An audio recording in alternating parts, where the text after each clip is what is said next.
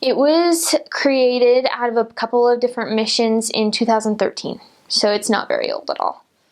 It was mostly wards. There were a few branches. I served in one of them. I served in a YSA branch down in the valley for my last transfer, but mostly it was wards.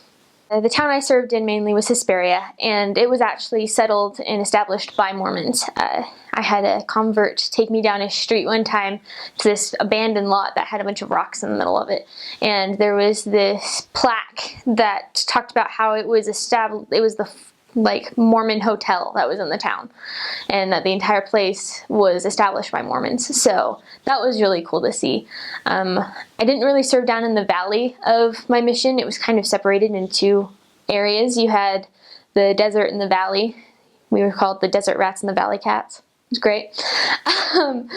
But I know the desert was established by them, but it was separated because it was so different.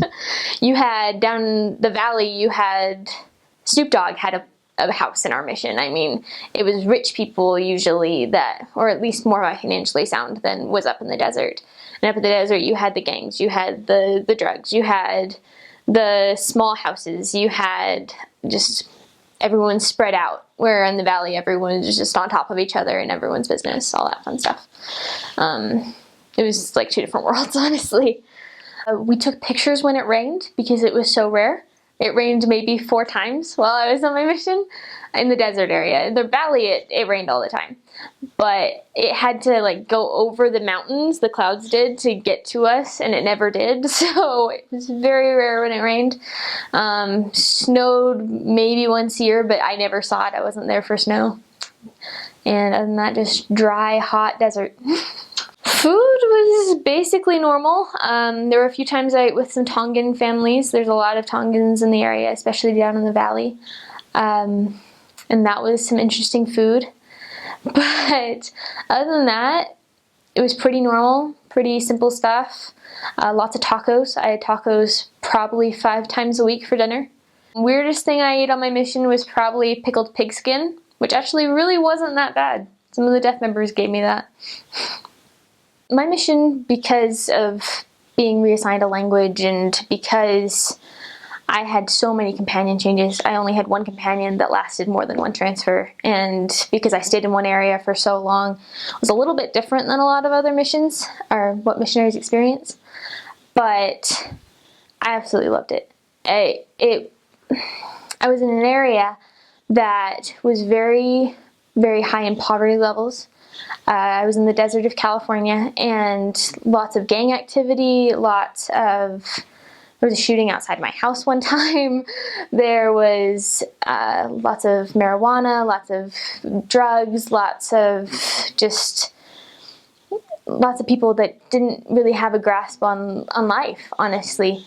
And it was amazing to see those people, because you think of that kind of thing not in the United States usually. You think about it in third world countries, but it was almost like you were in a third world country and then you'd go down the hill to go to a mission conference and you were in a completely different world. It was crazy. And being a missionary to those people, they were so humble already, most of them, when you met them, because they didn't have anything. You think of California as this super rich place that has a bunch of money, and it wasn't that at all.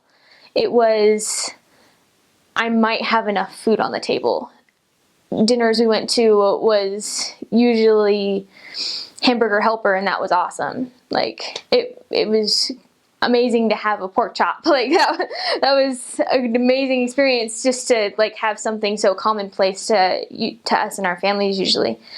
And serving them and teaching them, they were so avid to learn something that they had never heard of that would improve their life so much, and not improve their life financially or improve their life and in those kind of ways, but improve their life to where they knew that they were loved by somebody and knew that the violence and the drugs or whatever they were struggling with wasn't the only life that they could have.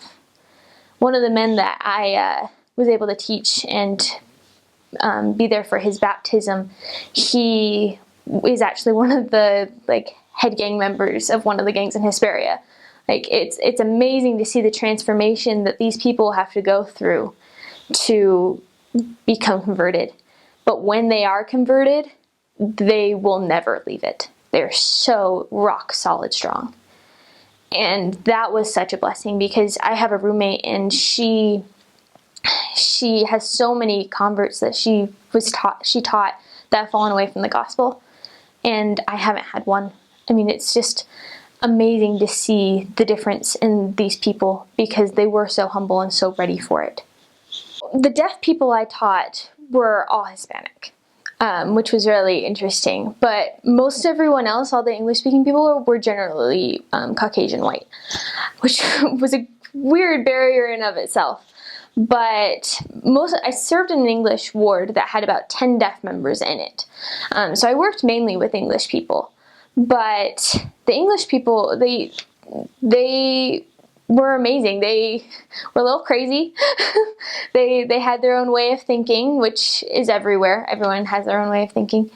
But they just had their own little world that they lived in. I don't know how else to describe it. And they knew that about themselves. They knew they were different. They knew that they were a little bit off their rocker sometimes. Different people were, but they loved that about themselves. So it was interesting to witness.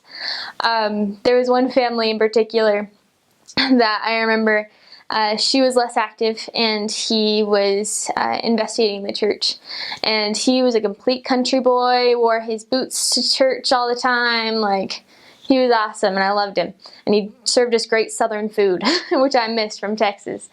But everyone that I met wanted to be 100% sure of what they were doing. They didn't jump into anything. They took their time. They were very patient with themselves, sometimes a lot more patient than we were, because we knew that they were ready to be baptized. And they were like, no, I'm not ready yet. I need to make sure I'm 100% on this. And I didn't understand that until one convert named Woody, and he kept us going for months.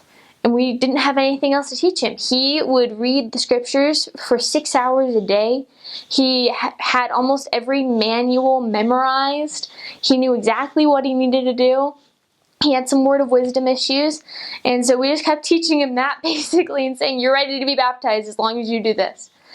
And one day we went and we were going to give a word of wisdom lesson, and he said, oh, I'm done. I already quit coffee and tea and smoking. I quit all that 2 days ago. I was like, oh, okay. And his wife had no idea. He hadn't planned on telling us. He was like, it just came up, so I'll tell you, but I wasn't wanting to. It's like, it's my thing. I told you I would decide to do it one day, and I did. And still, he wouldn't get baptized, even though he was done with this. He wanted to be 100% sure that he wanted the gospel and that it was right for him. And that's how everyone was. They wanted to make 100% sure. And it's different in that way, but it's awesome.